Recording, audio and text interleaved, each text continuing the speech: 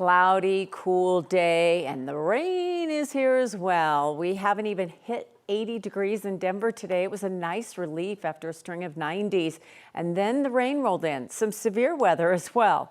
Thanks for joining us. I'm Kim Christensen. And I'm Sam Shocker, and we are under a weather impact alert for the next few hours as our team tracks storms rolling through. Let's first take a live look outside. Let's see. Okay, I see some blue sky, but it is getting cloudy, a little foggy, a little bit ominous. There is now also a ground stop at DIA until 5 o'clock because of the weather. So let's chat with the woman of the hour. I know you've been tracking all things, Kathy. I mean, the picture behind you looks kind of nice, but that can change quickly. It's very deceiving. Yeah, it absolutely is. We've had multiple severe thunderstorms roll off the foothills across the metro area. Fast moving, thankfully, but we remain under a weather impact alert due to the potential for additional heavy rain for flash flooding potential, hail, and damaging winds between now and about 7 o'clock tonight. We do see that moisture in the air. We feel that moisture in the air, and we are loving the cool 70s in July. But, well, all the ingredients coming together for an active evening of weather. National Weather Service putting Denver and eastern Colorado under a severe thunderstorm watch until 10 o'clock. You can see why. Radar is just lit up with activity today.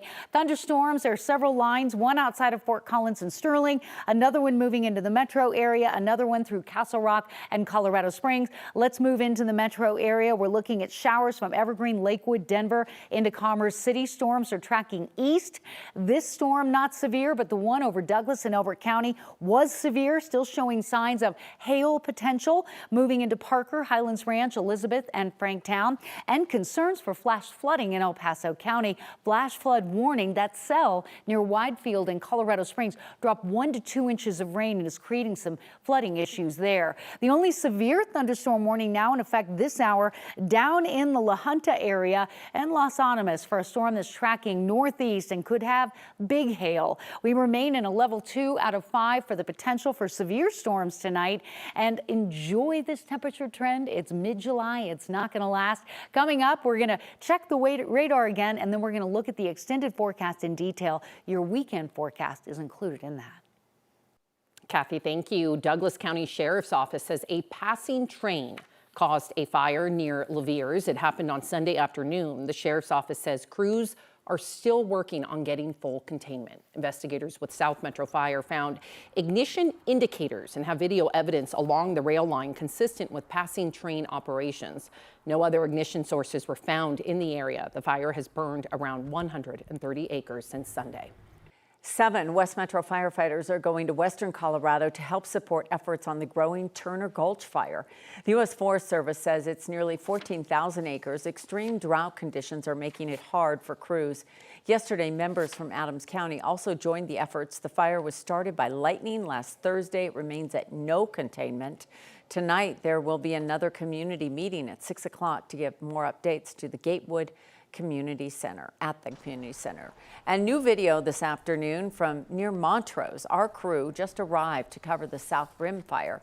We learned today the fire is closing the Black Canyon of the Gunnison National Park for the rest of the year. The park was evacuated last Thursday when the fire was started by lightning. Today we learned the park has burned as much as 85% of that South Rim part of the fire. That's where the fire is burning. Park officials say there will not be any camping allowed. The visitor center is okay, but the fire has ruined the park's maintenance facility along with all of the heavy equipment. Our team continues to follow updates on fires across the state as they come in. You can find more by texting the word wildfires to 303-871-1491. We'll text you back a link to our coverage. And Denver police have released video showing one of their police officers shooting a man after they responded to illegal fireworks. The man survived and a gun was recovered at the scene. The chief of police says the shooting was appropriate.